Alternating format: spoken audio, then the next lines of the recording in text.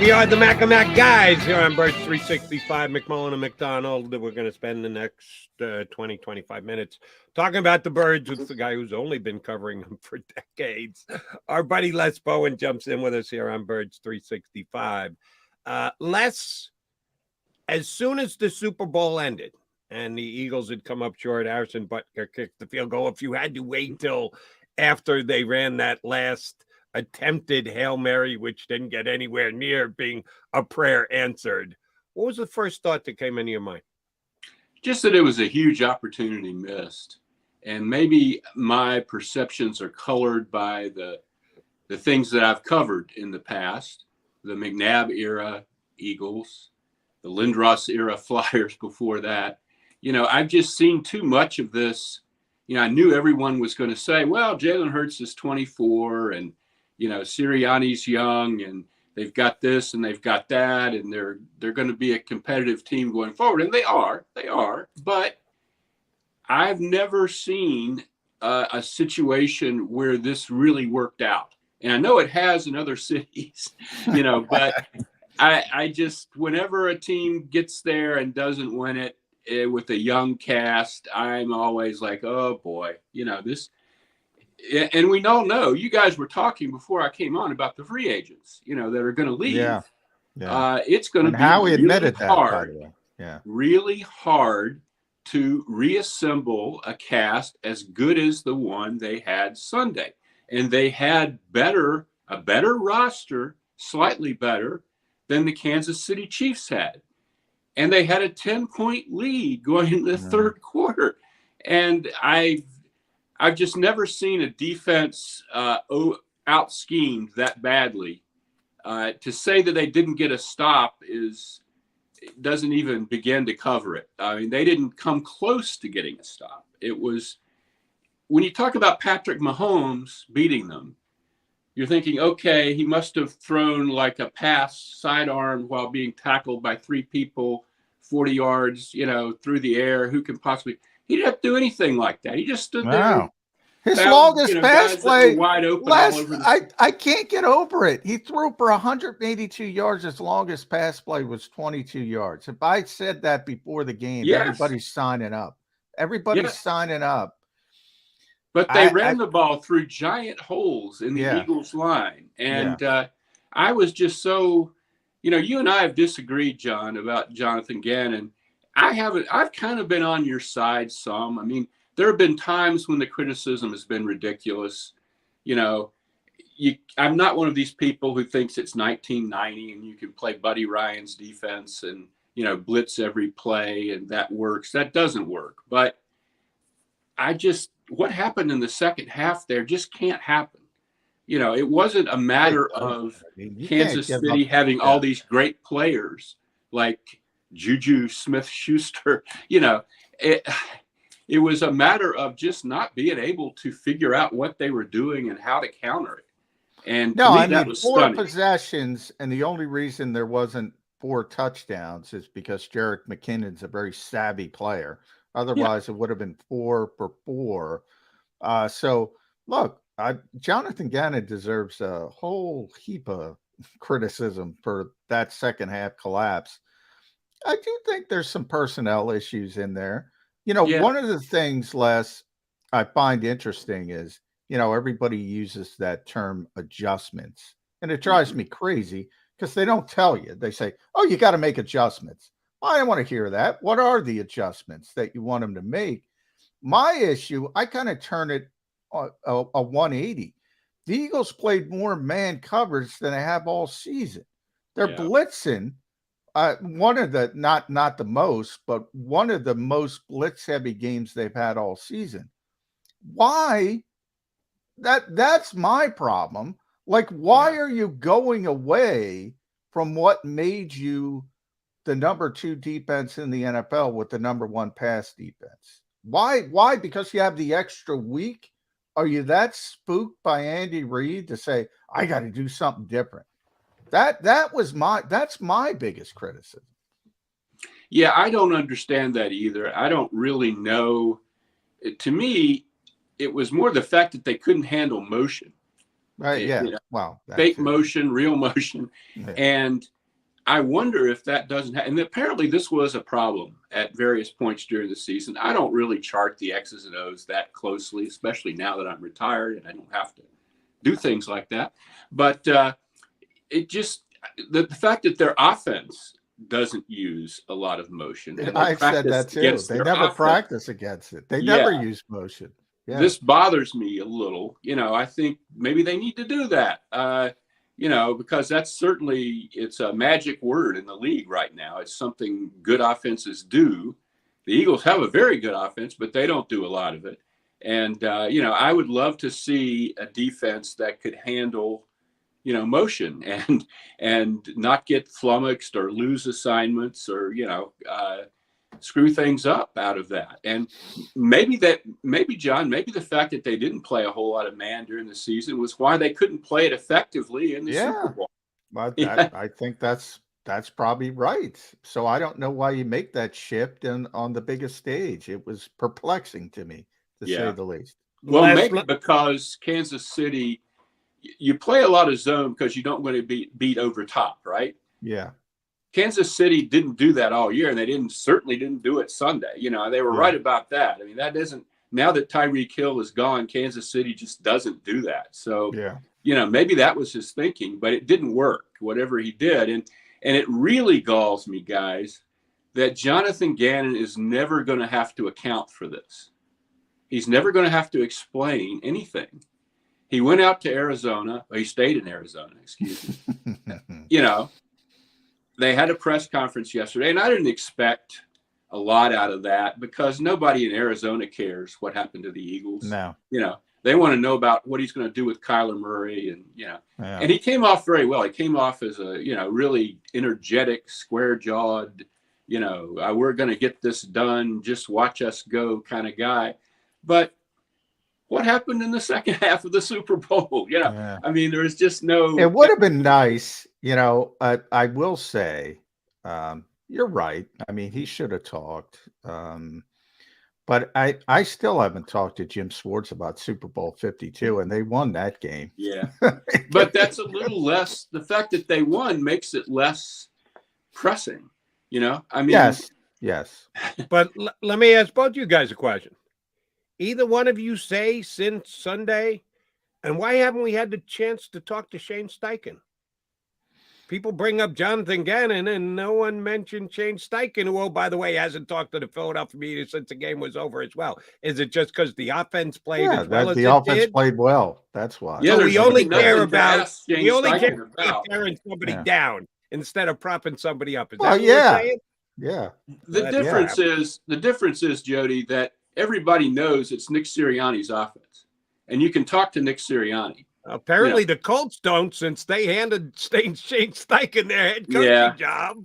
Well, that's always the question with an offensive coordinator. But you know, I think Shane Steichen's a smart guy, but you can ask Nick offensive questions and get them answered in a. Okay. And by the way, Nick answered defensive questions as well yesterday, so I give him credit.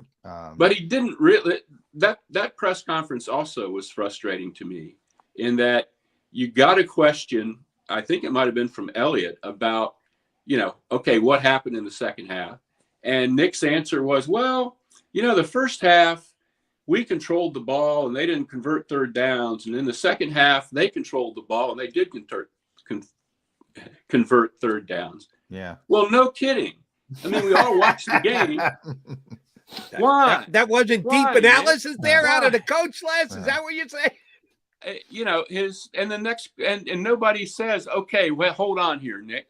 What were the reasons for that? Instead, the next question is, how about the slippery turf? You know, and I'm not criticizing reporters because I've been in that situation many times, and the way the Eagles handle it, there's like 30 people there and they're all yelling their questions, you know, and you just pick out whoever, you know, yells the loudest. And that deal yesterday should have been 10 minutes on the Super Bowl. Then we're going to have questions about the coordinators and the offseason and Hurts and all that. Yeah. Sometimes it's a give and take, as you know, Les, but there's too many reporters, too much shouting. But you don't want the microphones either, because then it becomes too structured. You can't have follow-ups. So Yeah. it's a give and take, and it gets difficult at times. It gets bogged down. But I do give Howie credit for not playing into the turf. I mean, he shut that down. He's like, both teams played on the turf. So one thing, and James Bradbury too, stand-up guy. Mm-hmm. Look, to me, it was over when James Bradbury said, "Yeah, I held him. I was hoping I could get away with it." It's over for me. Why do you think people hold on to the field and the penalties so much when the Eagles, because it was such a close game and so little tiny things meant so much, and the field thing did affect the Eagles more than the Chiefs. I agree with that. I keep seeing all these. It really, the one Andrew Wiley, this guy that plays right tackle for the Chiefs. People have been posting stuff on Twitter and Instagram about the wonderful job he did, and they post these clips. And in every clip, Hassan Reddick is falling down and Andrew Wiley is pouncing on top of him. Oh, yeah. Wow. What a block. But there's nothing you can do about it. I think that's Howie's. Yeah. It probably gets fined too. Probably if something happens during the game that's a problem with a rule, then you can go to the league and say, okay, at the league meetings, we're going to press for changing this rule. Well, the NFL doesn't want to have crappy fields in the Super Bowl. There's no issue there. Evidently, they don't give up flying, because they. Well, I think they just didn't mean for this to be the case. I don't think they don't care. I think they thought they had a good field. The Super Bowl isn't going to be there next year. There's just nothing to address going forward that's going to move this in any way. Actually, there are two stadiums that had that same turf system, and State Farm Stadium is obviously one of them. And by the way, it's been a problem for years. The other one is Allegiant Stadium in Las Vegas, and that's where the Super Bowl is next year. Yeah. Okay, well, maybe I'm wrong, but I just think you can't go anywhere with that. You can go somewhere like the year that I was actually covering that NFC Championship game where the Saints guy got clobbered, by the Rams guy before the pass got there. That you address with the league. The field, I don't think there's anything left for you to address, so you might as well move on. But the Bradbury thing, you mentioned that. You're right, but we all know how many penalties were called in that game, and that only 2 of them were not procedure pre-snap penalties. And that was one. And it was not anything. If you can watch that in non-slow-mo, live action, and you still can't tell in any way how Juju Smith-Schuster is impeded from running his route. He tugged on his shirt, but it didn't. Well, that to me is it, though, because that's what officials call when they see that jersey come out. That's when the flag comes out. Yeah. So that, from my standpoint, I didn't even. I was over that in like 10 seconds. Yeah. I'm like, all right. Well, the jersey. I think Les is with me on this one because of the way he just stated it. The reason why I had a problem with the call was there needs to be a little evaluation and just call. It can't be so black and white, yay or nay. If a jersey comes away from the uniform, it's a foul. No, if it doesn't hurt the player's ability to make the play, then with 2 minutes to go in a game that you haven't called a pass interference or a holding or anything all game, and you've set the bar as to what an actual hold is, now it's not the time to be calling the last thing I want, guys, is more subjectivity on these officials' plates. I mean, that's but they do use that standard, John. They do use that standard. You see it when we're listening to these the retired officials explain calls every Sunday. You get this, especially when there's hand fighting downfield, and you'll watch a replay, and both guys are pushing each other and arm barring each other, and finally the ball gets there, and the explanation for the no call is, well, the receiver wasn't impeded in making the catch. Well, the other guy's hands were all over him, but he kind of fought back, so therefore it's no harm, no foul. Well, I mean, I'm with you, Les. I mean, they make mistakes all the time. That's my general policy, and Jody knows. I don't complain about officiating because they're going to make mistakes. There's, Right. you know, one of the biggest cliches, and you know, Les, you probably heard it a million times over the years: control what you can control. How many coaches say that? How many players say that? I can't complain about officiating because it's baked in. I mean, sometimes you're going to get screwed. Sometimes you're going to get a play that works for you. I understand it's a big spot, but for that particular play, and again, when James Bradbury says it himself, all right, case closed to me. I mean, but here's the thing with James Bradbury, and I'd love to be able to talk to him now that, you know, several days have passed. So you have this situation, 3rd and 8, what, minute 40 something left, right? Mm-hmm. If he doesn't tug the guy's jersey, one of two things is going to happen. The ball goes to the end zone. So Juju Smith-Schuster isn't falling down on the 1 yard line. He's going to score a touchdown. Yeah. So the Eagles get the ball back with a chance to tie with a minute 40 something seconds left. Yeah. Or, and I think this is what would have happened, the ball is overthrown and it's an incomplete pass. And the Eagles get the ball back with a minute 40 something left and a chance to win the game. Yeah. The only thing that can end the game at that point is him taking a penalty. Yeah. And by the way, he's one of the savviest players you're ever going to see. Yes, I know. It's a tough break. There's no doubt about that. And that's why, look, we've been joking about this for a couple of days now. The Elizabeth Kubler-Ross model of 5 stages of grief. Denial, anger, bargaining, depression, acceptance. Howie looked awfully depressed to me yesterday. You know Howie. He always likes to crack jokes. Right. They don't land. But he always tries, God bless him. Nothing yesterday, man. He understood the opportunity that was there.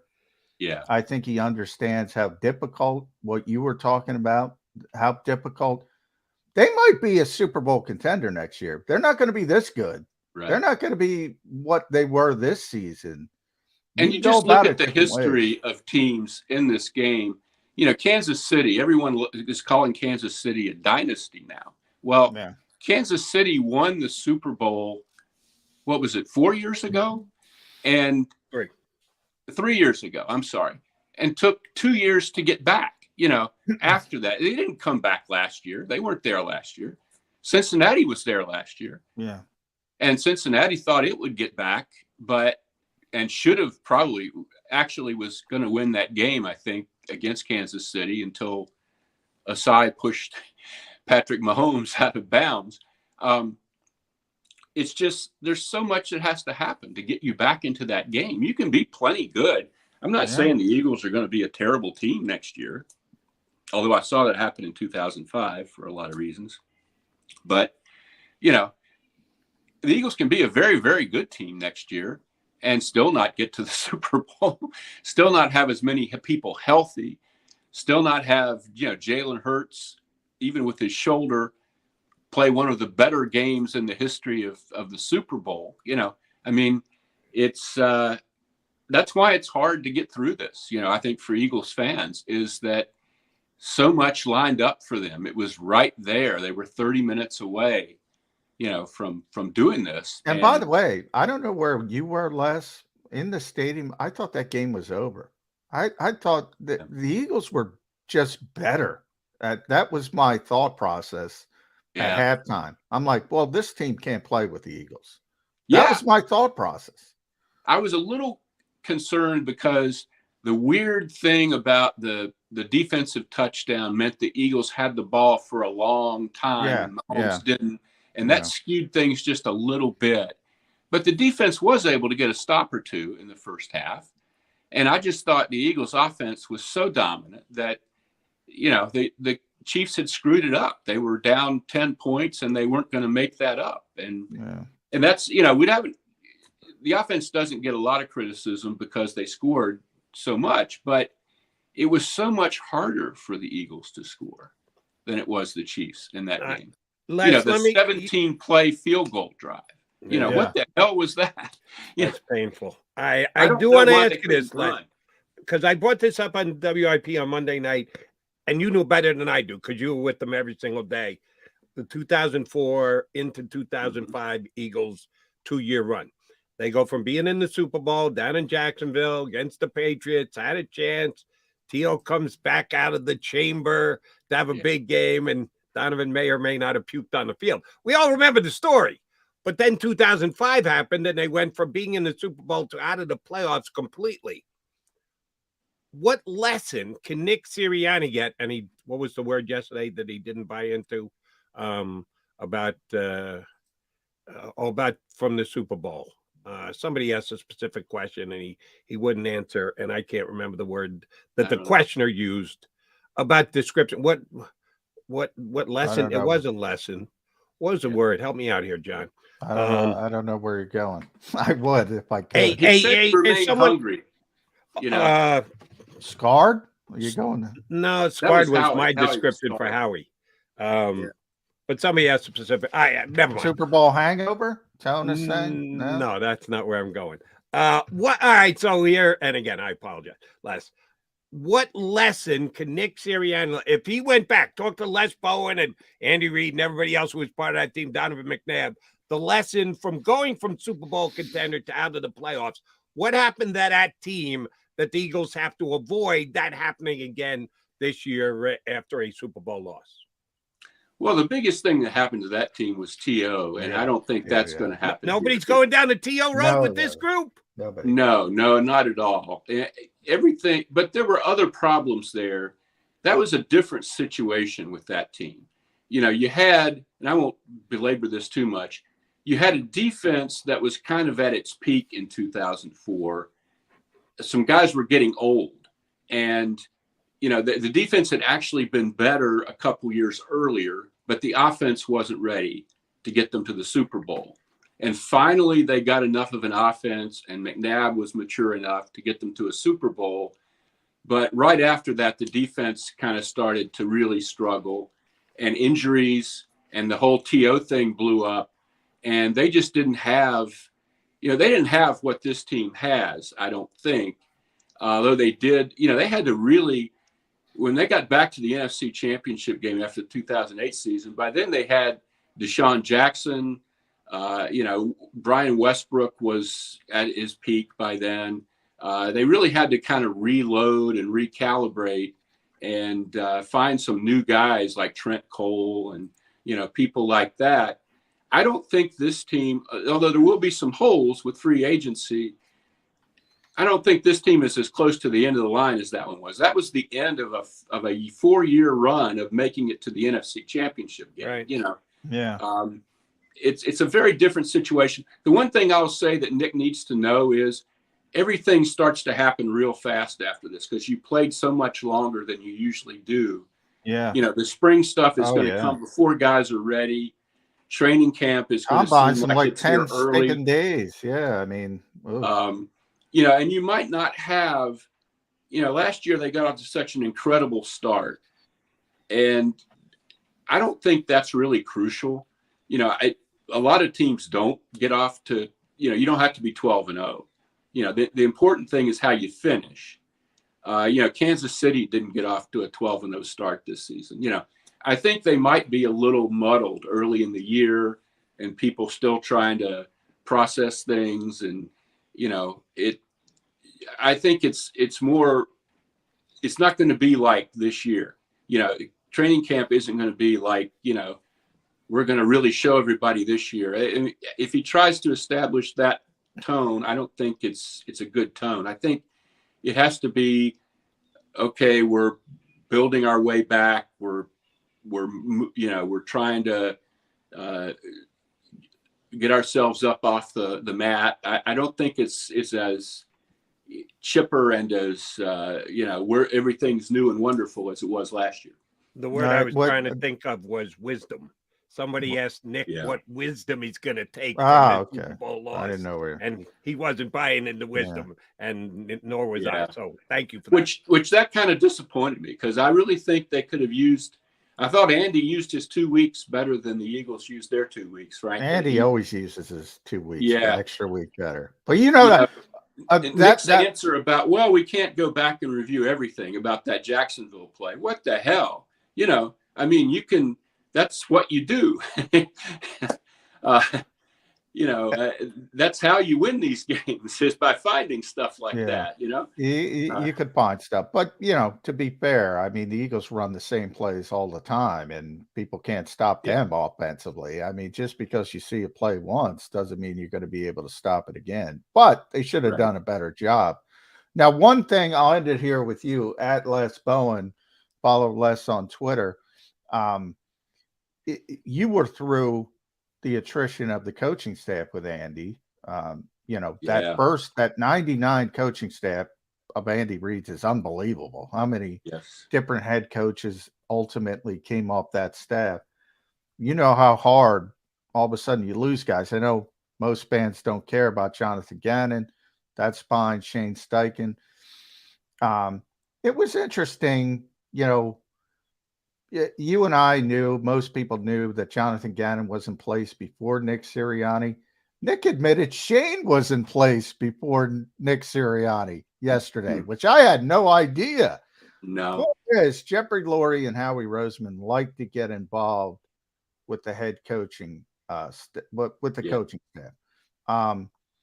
We saw Doug Peterson leave over that exactly. issue. Has that become a problem at some point? Because Nick certainly sounded like a guy who I think he mentioned the word in-house 3 or 4 times. Yeah. Very good point, John. You know, I think Nick was clearly signaling that he has in-house people he wants to promote. And we'll see if that happens. You know, these are huge decisions. I don't think losing either Shane Steichen or Jonathan Gannon necessarily dooms the Eagles or causes a huge disruption in anything, but you really do have to replace them with very good people. And we all felt like in 2017, there was a lot of back and forth about how much it meant that Frank Reich and John DeFilippo left, but it meant something. I mean, it changed the juju, you know, it really, and they've got to really do this right. I think Brian Johnson is the obvious right answer at offensive coordinator. Defensive coordinator, I don't know. Denard Wilson, everybody likes him, but you know, when your defensive backs don't know how to hand off, you know, motion, is he really a great guy? I don't know.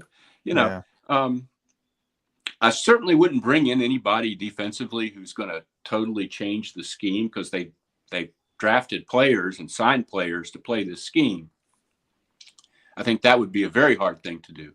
But this is, if Howie and Jeffrey are going to tell Shane, you know, tell Nick, that we've got to have this guy or that guy, I think that's going to be a real problem. I don't see that happening. I think my idea of the Howie Nick relationship is that they are just very, very tight, more so than has ever been the case here with Howie and a head coach. And I think, you know, they'll work this out in a way that they're both really happy with. But that is a tendency. You're right, John. That is something that has come up in the past and, you know, certainly could be at play soon. Les, as always, we appreciate whenever you jump aboard. Thanks for getting up with us early today. It looks like you've gotten to the final stage of grief acceptance. So we're glad for that. No frustration out of you like Howie Roseman yesterday. Thanks for jumping in with us this morning. Very good to be here. Thank you, guys. Our pleasure. Les Bowen, we're going to continue to punch him up because he's got as good a grasp on the 2022, now 2023 Eagles, and also the history of the Eagles as anybody here in town. All right, he's John McMullen. I'm Jody McDonald. You know